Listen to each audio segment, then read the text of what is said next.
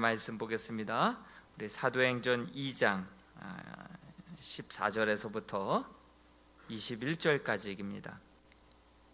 사도행전 2장 14절에서부터 21절까지 말씀 한 절씩 교독하도록 하겠습니다. 베드로가 11 사도와 함께 서서 소리를 높여 이르되 유대인들과 예루살렘에 사는 모든 사람들아, 이 일을 너희로 알게 할 것이니 내 말에 귀를 기울이라.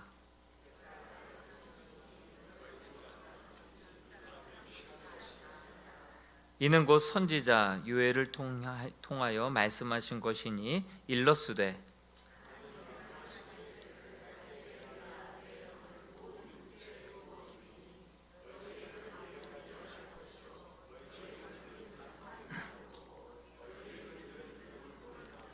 그때 내가 내 영을 내 남종과 여종에게 부어 주리니 그들이 예언할 것이요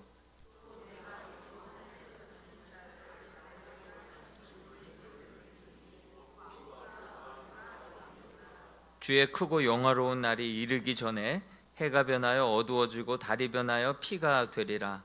누구든지 주의 이름을 부르는 자는 구원을 받으리라 하였느니라. 아멘. 오늘 우리가 읽은 사도행전 2장 14절부터 사실 우리가 다 읽지 않았지만 사도행전 2장 42절까지는 이제 베드로의 설교가 나옵니다.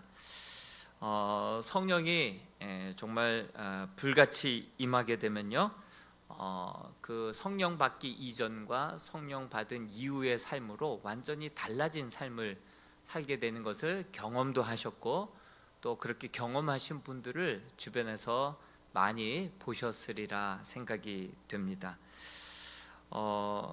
실제로 아주 급하고 강한 바람과 같은 토네이도가 지나가게 되면 어떻게 됩니까? 초토화가 되죠. 다 날아가고 뭐 남는 게 없고 트럭도 날아가고 지붕 날아가고 뭐 아주 초토화가 도시가 됩니다. 또 산불이 지나가게 되면 어떻게 되죠? 산불이 지나가게 되면 정말 남는 게 없죠. 남는 게 없죠. 싸그리 다 타죠. 그러나 성령이 바람같이 불같이 지나가게 되면 막 소멸되고 뭐 사라져 버리는 것이 아니라, 부서지고 망가지는 것이 아니라 새 사람 되는 줄로 믿습니다. 성령님께서 우리 마음 가운데 바람같이 불같이 역사하게 되면 정말 온전한 사람으로, 하나님의 기뻐하시는 모습의 사람으로, 이전과 이후가 완전히 다른 사람으로, 완전히 새 사람으로 변화되게 되는 줄로 믿습니다. 여러분, 아무리 진리라 하더라도 내가 경험되지 않는 진리는 진리일 수 없죠. 그러므로 성령 너희가 들어봤느냐? 성령의 있음도 내가 들어보지 못했나이다. 성령은 경험하라고 그렇게 말씀하고 있지 않습니까? 정말 그 성령을 경험해 보지 않은 사람들은, 우리가 지난주에 읽었던 13절에 보니까 어떤 이들은 조롱하여 이르되 그들이 세술에 취하였다 하였더라. 성령을 경험하지 않으면 이렇게 성령을 조롱하는 사람 되는 거예요. 그런 게 어딨냐고, 이렇게 조롱하는 사람 되고 비아냥거리는 사람이 되는 것이죠. 그러나 그 성령을 경험해서 놀랍게 변화된 사람 앞에서는 논쟁거리가 되지 않죠. 여러분, 그 베이직 교회의 조정민 목사님 아시죠? 그분이 MBC 뉴스데스크 진행을 맡았던 앵커였고 MBC의 사장까지 지냈었죠. 그런데 그 남편이 늘 아내에게 교회는 다녀도 너무 빠지지 마 그랬는데, 어느 날 보니까 새벽 예배를 나가는 거예요. 새벽에 어디를 나가나 몰래 미행을 했다고 합니다. 그 미행을 해서 갔더니 새벽 예배를 드리는데 2층 한 구석에 앉아서 새벽 예배를 이제 짧게 드리고 나서 여기저기서 기도를 하는데, 막 방언으로 기도하고 뜨겁게 막 기도하고 통성으로 기도하고 이런 모습을 보면서 그런 모습을 처음 보는 사람에게는 어떻게 다가오겠어요? 괴상망측하다. 이런 이단이 다 있냐? 그 MBC에 이거 취재해서 보도하면 이거 아주 이제 그 시청률이 굉장히 높겠다. 괴상한 교회가 많다고 하던데 이 교회가 바로 그런 괴상한 교회구나 하고 이제 며칠 동안 이제 아내가 나가면 또 몰래 따라서 이제 이번에는 그 교회를 취재하기 위해서 하루 이틀 3일 그래서 4일째 되는 날이었어요. 그런데 그 교회에서 찬송을 부르는데 539장 너 예수께 조용히 나가 내 모든 짐 내려놓고 주 십자가 사랑을 믿어 내 죄 사함을 받아라. 그 찬양을 부르고 자기는 영혼 없이 그 찬양을 듣고 있는데 순간 눈물이 쏟아지는 거예요. 콧물도 쏟아지는 거예요. 수도꼭지를 줄줄 틀어놓은 것처럼 계속해서 통곡에 가까운 눈물이 쏟아져 나오는 거예요. 내가 은혜 받으러 간 게 아니라 잠입 취재하러 간 것인데 성령이 사로잡은 거예요. 강권적으로 사로잡은 거예요. 그 새벽 기도를 통하여서 그렇게 성령을 체험하고 나서 이제 하나님을 더 알고 싶은 거예요.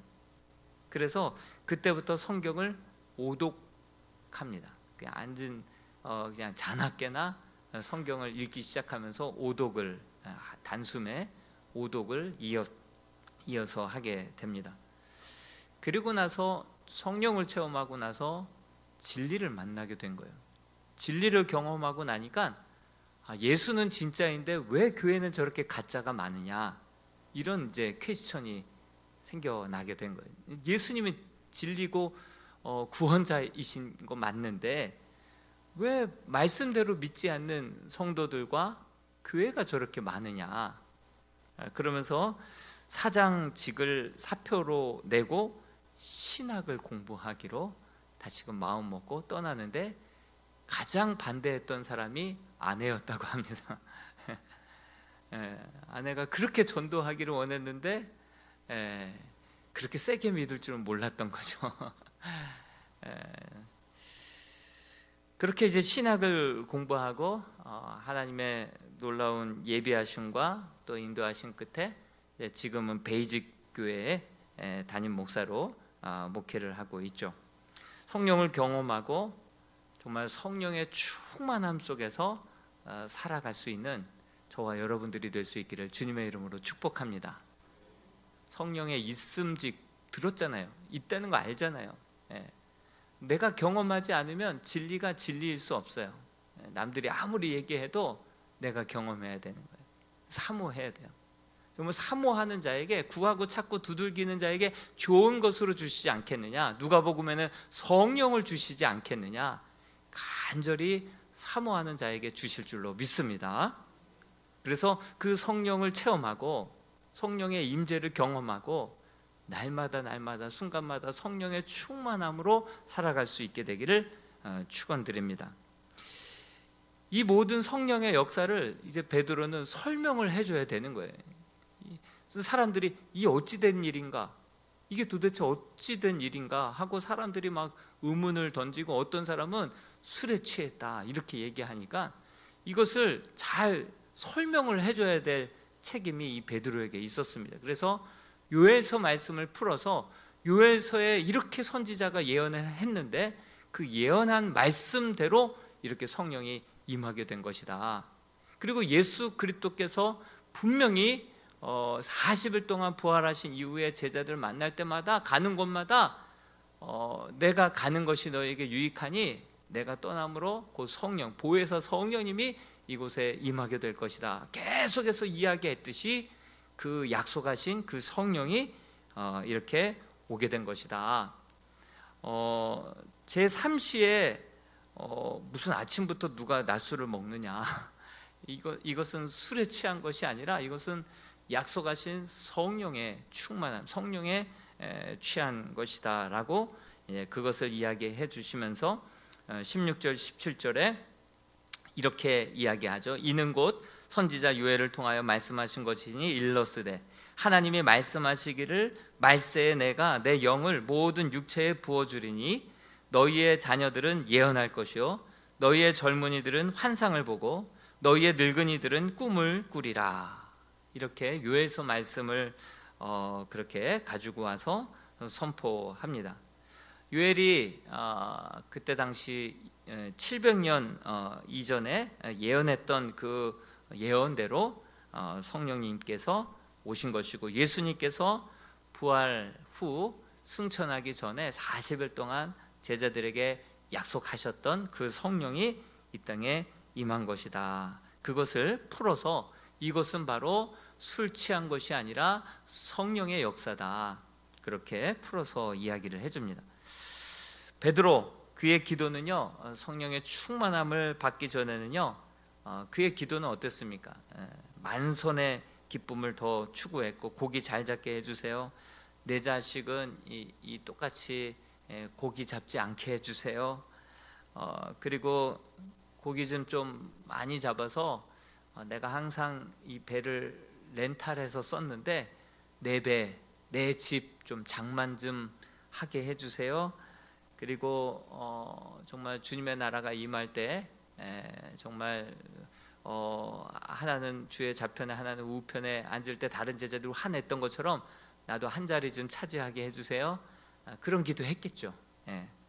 그런데 성령의 충만함을 받자 성령의 이끄시는 대로 자기의 삶을 맡기기 시작합니다. 그랬더니 정말 한 어촌 마을에 베드로, 피터, 그 정말 잔뼈 굵은 어부로 끝났을, 그래서 잠깐 있다가 그가 죽을 때 잊혀졌을 그 이름이 온전히 성령님께 자기의 인생을 맡기고 드리자 베드로 모르는 사람이 어디 있어요? 정말 전 세계가 함께 기억하고, 또 교황의 이름, 성당 이름, 외국인들은 피터 얼마나 많습니까? 그 이름이 그러한 존귀한 이름이 되었다라고 하는 사실이죠. 여러분, 이래 주세요 저래 주세요라기보다는 정말 마지막 우리가 시작할 때 기도했던 것처럼 하나님 앞에 내 삶을 하나님이 기뻐하실 만한 산 제사로, 하나님이 정말 기뻐하실 만한 순종의 사람으로, 성령의 사람으로 내 자신을 위탁하고 드릴 때 내 능력보다, 내 계획보다 더 크고 비밀한 일들로 우리의 삶을 이끌어 주실 줄로 믿습니다. 전적으로 한번 순종해보고 한순간만이라도 내 삶을 들여볼 때 정말 마지막 눈 감을 때 그러기를 잘했다. 그 순간만큼은 하나님 앞에 내 시간을, 내 삶을, 내 생명을 드리기를 정말 잘해서 하나님 앞에 설 염치가 있구나. 이런 그 한때의 그 하나님 앞에 내 삶을 전적으로 드렸던 그 감동과 그 감동을 가지고 주 앞에 설 수 있게 되기를 축원드립니다. 그래서 요엘 선지자가 예언한 말씀은 첫 번째, 자녀가 예언한다. 자녀들은 예언할 것이요. 여러분, 그때 당시 예언은 선지자들, 예언자들만이 예언을 했었죠.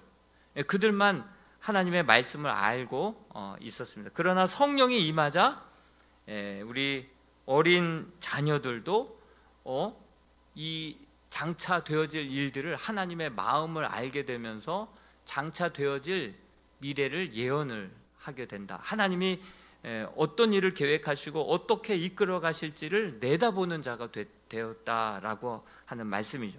우리가 한 치 앞도 내다볼 수 없고 장담할 수 없는 인생길에 성령이 우리에게 임하시면 장차 장래 일을 깨닫게 하리라, 장래 일을 보게 하리라, 그래서 예언하게 되리라, 이렇게 말씀해주고 있습니다.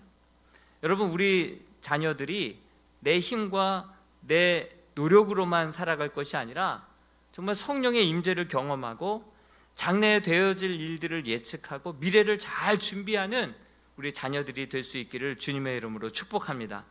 이것만큼 귀한 역사가 어디에 있겠습니까? 자녀들을 위해서 정말 잔소리하고 근심하고 걱정할 것이 아니라 자녀들이 말씀의 사람, 성령의 사람이 되기를 우리가 간절히 기대하고 소망할 때에 우리의 자녀들이 성령에 붙들려서, 말씀에 붙들려서, 말씀의 사람, 순종의 사람, 성령의 사람이 될 때 하나님의 미래에 되어질 그러한 계획대로, 하나님의 꿈대로 우리 자녀들이 그 꿈을 이루어 드리는 복된 자녀들이 될 수 있기를 주님의 이름으로 축원드립니다. 또한 젊은이들은 환상을 본다라고 했습니다. 여러분, 성경에 보면 비전이 없으면 사람이 방자히 행한다라고 잠언에 말씀하고 있죠. 그렇지만 성령의 충만함을 받은 젊은이들은 비전을 갖게 되는 것이죠. 환상을 본다는 것이 비전을 보게 되고 품게 된다라는 거 아니겠습니까? 성령에는 분명한 목적이 있습니다. 바람이 어디서 와서 어디로 갈지는 모르겠지만 성령이 임하시면 분명한 목적이 생깁니다. 꿈이 생깁니다. 비전이 생깁니다. 그래서 세월을 낭비하지 않게 되는 줄로 믿습니다. 비전이 없으면, 꿈이 없으면 사람이 방자히 행하게 되고 세월을 허비하고 낭비하게 되어 있습니다. 그리고 수많은 방해와 어려움들이 있을 때 쓰러지면 다시 못 일어나고, 정말 유혹도 많고, 정말 우리가 삶의 어려움 가운데 부닥치게 되면 금방 공부를 왜 해야 되는지, 이 일을 왜 계속 해야 되는지 분명한 이유를 모르니까, 꿈이 없고 비전이 없다 보니까 왜 공부해야 되는지, 왜 이 일을 그럼에도 불구하고 코피 흘리더라도 다시 일어나서 해야 되는지 분명한 비전, 목적이 있는 아이들은 반드시 포기하지 않고 다시 일어나서 그 꿈을 이루어 드리고 그 목적, 그 하나님의 비전을 성취해 나가게 될 줄로 믿습니다. 세월을 낭비하지 않고요, 아무리 어려워도. 근데 요즘 청년들 보십시오. 비전이 없어서 세월을 낭비하는 청년들이 많아요. 방자히 행하는 청년들이 많습니다. 꿈이 없습니다. 그리고 왜 공부해야 되는지, 왜 이 일을 해야 되는지 모릅니다. 그래서 지금의 젊은이들의 세대를 7포 세대, M포 세대, 뭘 더 포기해야 될지 모를 정도의 연애도 포기해야 되고 결혼도 포기해야 되고 이것저것 다 포기해서 정말 좌절의 시대, 부모 세대보다 처음 가난한 세대, 초저성장의 세대, 아무리 월급을 잘 아끼고 모아도 집을 살 수 없는 그러한 세대가 되어버리지 않았습니까? 그렇지만 우리 자녀들이 주님 안에서 꿈과 비전을 발견하고 자기가 왜 공부해야 되고 왜 이래야 되는지에 대한 분명한 소명의식과 목적의식을 발견한 친구들은 쓰러져도 다시금 일어나고, 어려운 일에 우리가 봉착했을 때도 자빠지거나 넘어지거나 애워싸임을 당하지 않고 다시 일어나서 끝까지 주님의 꿈을 이루어 드리는 비전의 사람이 될 줄로 믿습니다. 젊은이들은 환상을 보고 또 늙은이는 꿈을 꾸리라. 여러분, 나이 든 사람들은요, 미래에 대한 불안함이 있지 않습니까? 일이 없고 외로운 시간들이 이제 찾아옵니다. 젊어서는 가족들을 위하여서 일한다고 막 열심히 일하면서 가족들과 함께하지 못했고, 이제는 나이가 들어서 시간과 여유가 많은데 이제 함께 해달라고 해도 함께하지 않았던 아내와 자식들은 이제 또 바쁜 세대가 되어서 결국 함께 해주는 사람이 없다 보니까 이제 어른들은, 우리 늙은이들은 외롭게 되는 거죠.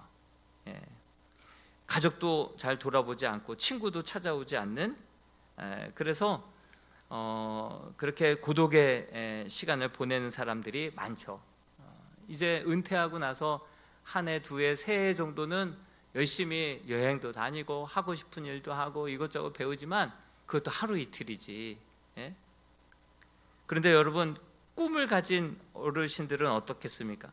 자기가 가지고 있던 경험과 자기가 가지고 있었던 은사와 또 인맥과 그 여러 가지 그러한 지혜를 가지고 정말 하나님께서 주시는 그 꿈을 그렇게 돕고 섬기고 사람들을 세우고 위로하고 그 지혜를 함께 나누는 일에 그 삶을, 남은 여생을 함께 드린다고 할 때 그것만큼 보람되고 가치 있는 일이 어디에 있겠습니까? 100세 시대라고 하는데 70세 은퇴함과 동시에 모든 항존직분자에서 모든 봉사 다 그만두시는데 그것도 한두 해지. 정말 우리가 다시 한번 우리가 가지고 있었던 은사, 그 경험들, 그 지혜들, 그 인맥들, 그거 가지고 우리가 함께 믿음의 공동체를 세워가고, 정말 힘들어하는 사람들에게 지혜를 나누고, 정말 슬퍼하고 낙심하고 있는 자에게 희망을 주고 위로를 줄 수 있는 그러한 꿈의 사람, 그런 비전의 사람이 될 수 있기를 주님의 이름으로 축복합니다. 그래서 내년도에는 정말 우리 상내부가, 우리 항존직분자들이 뭐 상내가 나도 잘 그 현역의 직장 생활하고 일이 있다 보니까 많이들 많이 못 가시는 것 같아요. 그래서 장례가 나면 이 품앗이 개념이 돼버렸어요. 누가 많이 찾아왔던 분이 돌아가시면 많이 찾아가고, 누구 하나 이제 교회 그런 경조사에 찾아가지 않던 새가족이나 성도가 그 가족 가운데 장례가 나면 진짜 교육자만 가는, 이거 품앗이가 돼버렸어요, 교회가. 우리 은퇴하신 분들이 선교와 전도 차원에서, 위로 차원에서 시간이 좀 있으신 분들이 함께 가서, 주중에는 함께 우리 좀 연세 있으신 분들, 은퇴하신 분들이라 하더라도 함께 가셔서 기도도 해드리고 위로도 해드리고 조가도 불러드리고, 그럴 때 그게 얼마나 큰 전도가 되고 위로가 되고 힘이 되겠습니까? 어려울 때 도움은 평생 잊지 못하는 거죠. 또 주말에 장례가 나면 우리 지역장님, 반장님, 셀 리더 함께 많이 가셔갖고, 뭐 품앗이 하는 것이 아니잖아요. 전도와 선교와 위로 차원에서 그렇게 가서 함께 울어드리고 손 붙잡아주고 함께 그렇게 정말 경조사를 함께 할 때 하나님의 나라의 복음의 놀라운 역사와 진보가 있게 될 줄로 믿습니다. 그러한 정말 교회 공동체로 우리 늙은이들이 꿈을 꾸리라. 여러분, 아브라함 75세에 부름 받았어요. 모세는 80세에 콜링을 받았어요. 여러분, 갈렙은요, 내 나이 85세로 돼 지금도 출입에나 싸움에도 자신이 있습니다. 하나님이 함께 하시면 내가 할 수 있나이다. 이 산지를 내게 주옵소서. 이렇게 고백했던 자가 갈렙이었죠. 우리는 하루하루 늙어가는 것이 당연합니다. 젊어질 수는 없습니다. 그래서 매사 기력이 떨어지고 피곤하고 힘든 것은 맞습니다. 그러나 비전의 사람들은요, 달려가도 걸어가도 피곤치 않고 곤비치 않는 힘이 그 비전 속에 담겨져 있는 줄로 믿습니다. 내가 잘하고 내가 좋아하고 하나님이 나를 향해서 맡겨주신 그 일들을 감당할 때에는요, 밤을 새도 힘들지 않고 걸어가도 뛰어가도 곤비치 않는 그러한 새 힘을 하나님 앞에 공급받음으로 정말 세월이 흘러갈수록 늙어갈 수밖에 없지만, 그 비전을 쫓아서, 그 꿈을 쫓아서 나아가는 성도들에게는 정말 아침마다 새롭고 힘든 줄 모르고 지칠 줄 모르는 에너지와 그 보람과 그 기쁨이 그 안에서 샘솟듯이 넘쳐나게 될 줄로 믿습니다. 그 비전의 사람, 꿈의 사람이 우리 같이 우리 정말 신구 조화를 잘 이루어서 함께 믿음의 공동체, 하나님 나라 사역을 같이 떠받들며 나아갔으면 좋겠습니다.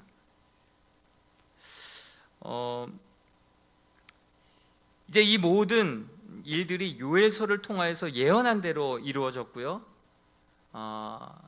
또한 주님께서 말씀하신 대로 이루어졌습니다. 우리 하나님께서는요, 말씀을 통하여서 이 역사를 이루어 가시는 분이시죠. 우리가 읽었던 2장 19절 말씀 한 번 더 읽어보겠습니다. 2장 19절입니다. 시작. 또 내가 위로 하늘에서는 기사를, 아래로 땅에서는 징조를 베풀리니 곧 피와 불과 연기로다. 말세에는 성령도 강하게 역사하시지만 말세에는 이 땅 가운데 피와 불과 연기가 끊어지지 않을 것이다. 여러분, 계속해서 지금 뭐 전쟁이 계속해서 남일 같지 않게 매일 보도되고 계속해서 이어지고 있지 않습니까? 그날이 가까우면 볼수록 우리는 더욱더 성령의 사람, 말씀의 사람, 믿음의 사람이 되어야 할 이유가 여기 있습니다. 지금 말세라고 하는 뜻이죠. 우크라이나 러시아의 전쟁, 이스라엘과 하마스와의 전쟁, 지금도 계속해서 피와 불과 연기와 울음과 탄식과 그 상실의 아픔 속에 뉴스에 계속 보도되고 있지 않습니까? 지금도 우리 하나님께서는 말씀하시고 말씀대로 역사를 이루시는데, 그 이스라엘을 제가 한번 그 성경 검색 키에다가 놓고 검색을 해봤어요.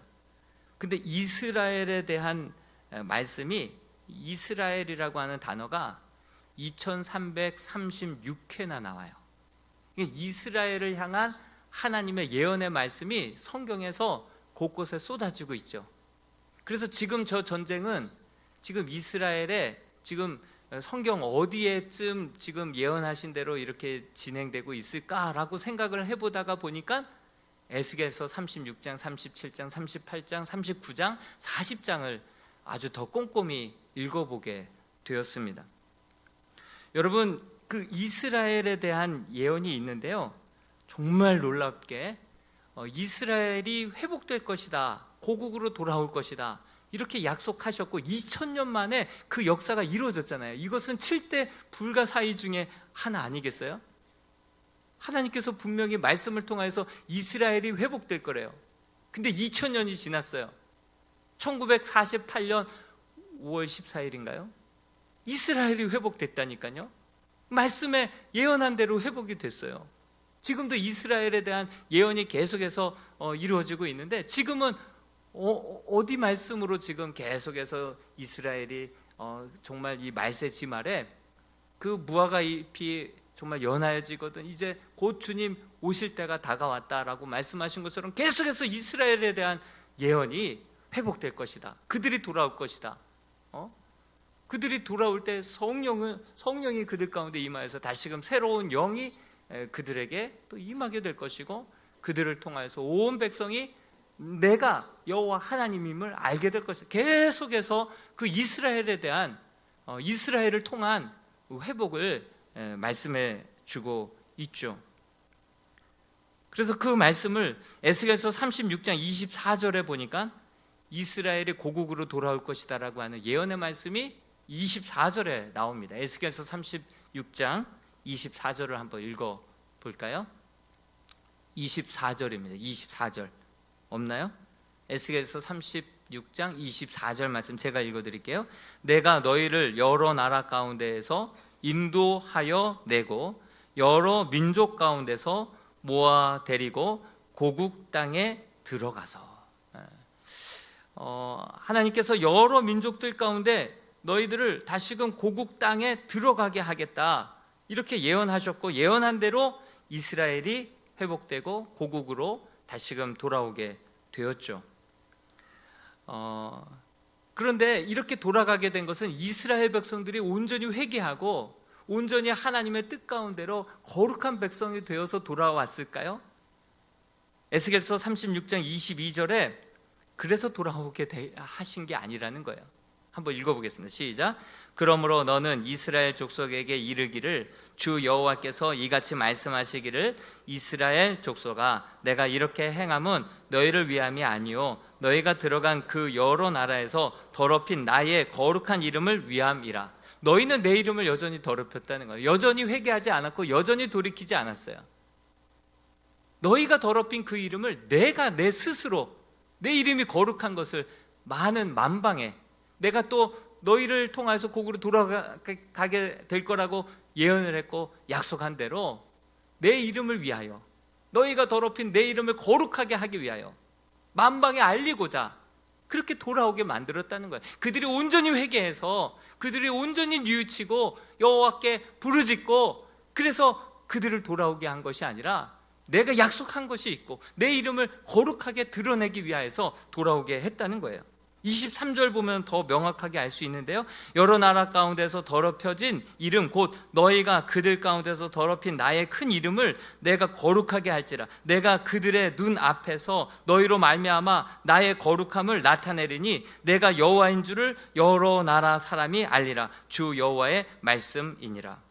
내가 내 이름을 스스로 거룩하게 만들겠다.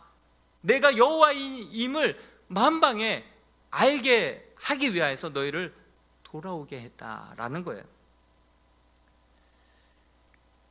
그 일로 인하여서 온 땅이 여호와 하나님에 대해서 다시 한번 감탄하게, 탄식하게, 그리고 이스라엘은요, 이 일을 통하여서 자신들의 행함을 뉘우치고 부끄러워하고 한탄하게 하기 위함이라고 에스겔서 36장 32절도 같이 한번 읽어보겠습니다. 시작. 주 여호와의 말씀이니라. 내가 이렇게 행함은 너희를 위함이 아닌 줄을 너희가 알리라. 이스라엘 족속아, 너희의 행위로 말미암아 부끄러워하고 한탄할지어다. 너 이 일을 통하여서 기뻐만 하지 말고, 너희들이 제대로 하나님 앞에 돌이킨 것도 없고 회개한 것도 없지만, 정말 거룩한 백성, 제사장의 나라가 아직은 아니지만, 그럼에도 불구하고 돌아오게 한 것은 내 이름을 거룩하게 하기 위함이고 나 자신을 온 땅에 알리기 위함인데, 너희가 회개하지 않았지만 너희가 이 일을 통하여서 한탄하고 부끄러워하게 하기 위함이다, 이렇게 말씀하셨어요. 그리고 37장에는 마른 뼈 환상이 있는데 여전히 죽은 지 오랜 것 같은 마른 뼈와 같은 이스라엘의 백성에 대해서 이야기하죠. 그리고 38장에 가서는 곡과 마곡이 다시금 그 이스라엘의 본토로 침략하여서 수많은 사람들을 잡아다가 이 동굴에 가두고 정말 기약을 모르게 그렇게 한다라는 말씀이 나와요. 그 에스겔서 36장 16절 말씀 같이 한번 읽어볼까요? 시작.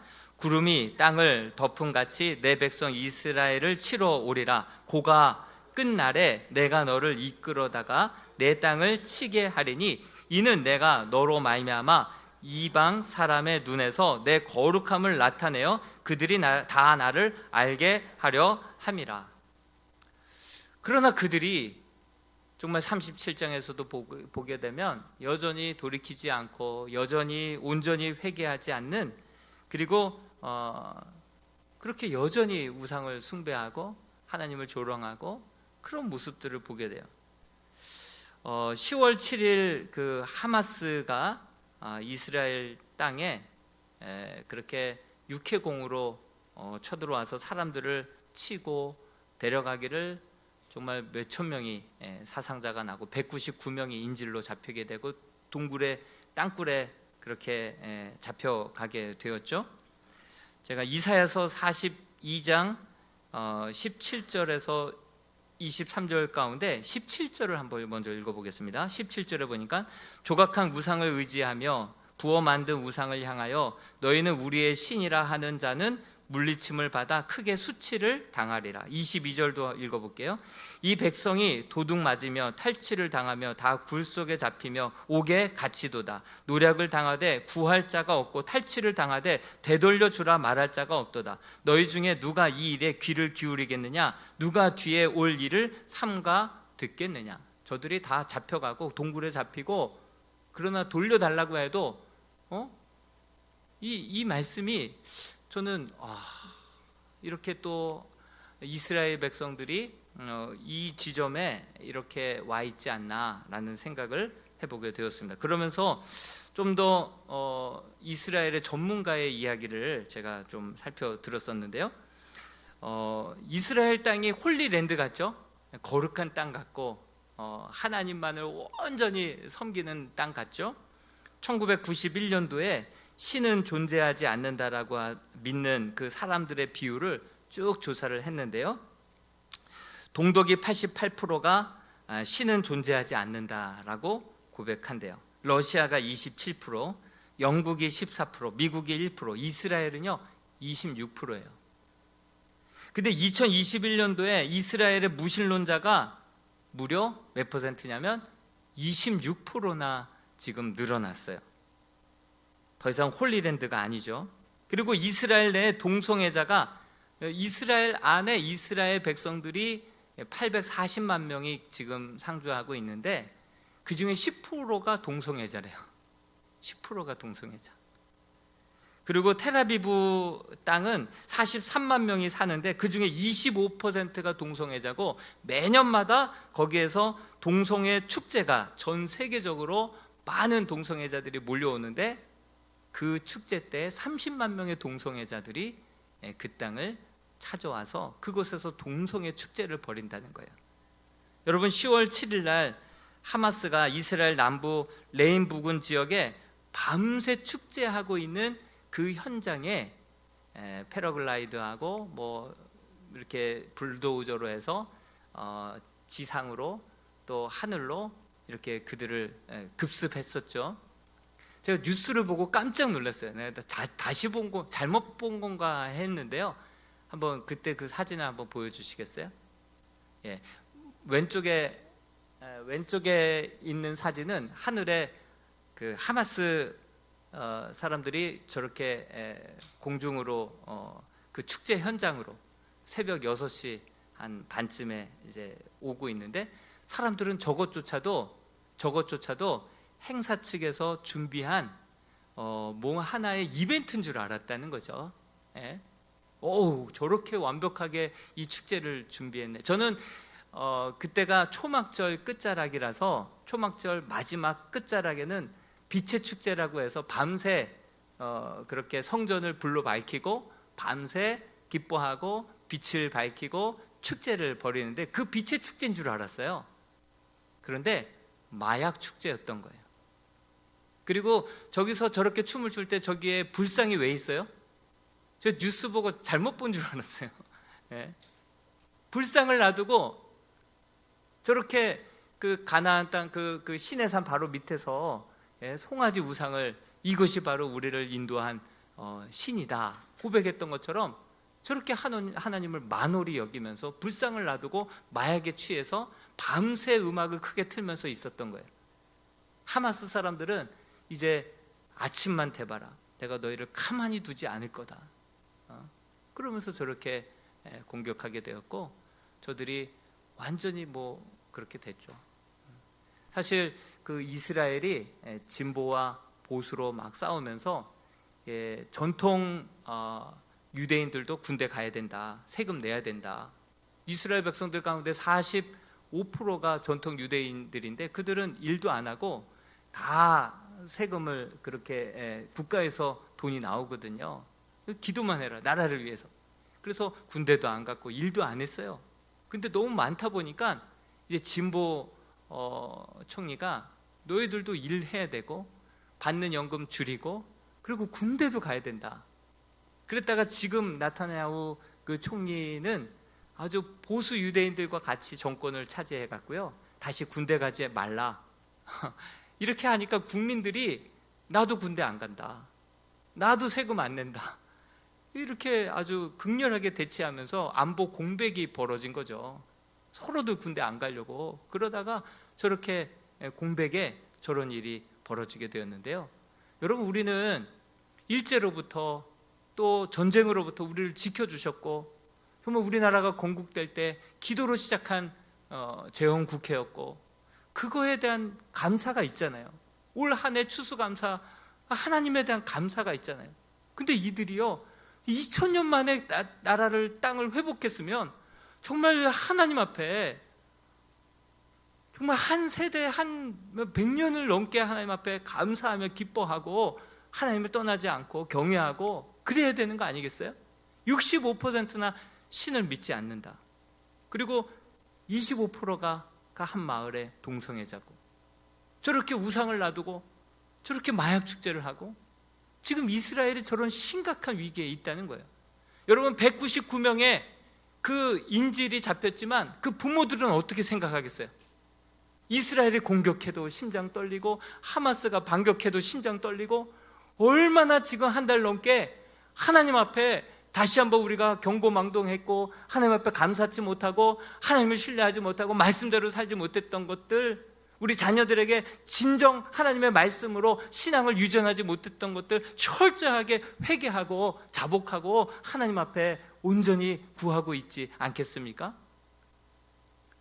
결국 에스겔 37장, 8장, 9장에 가서 다시금 이스라엘이 철저하게 뉘추고 회개하고 그들이 돌아오게 되고 곡과 마곡의 전쟁에서 승리했을 때 그들을 다시금 이기게 하시고, 그리고 그들을 철저하게 회개하게 하시고 제사장 나라 되게 하시고, 그리고 그들에게 성령을 부어주시고, 그리고 온 땅이 여호와 하나님 알게 하리라.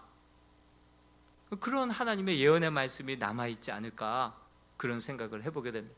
여러분, 내일 이제 모레 추수감사절인데 정말 이 나라 이 민족을 정말 조선 땅 기울어져가는 그 나라에서 우리를 건져주시고, 정말 재헌국게 기도로 시작하는 나라 되게 하시고, 자원이 있어요, 뭐 사람이 많아요, 땅덩어리가 넓어요.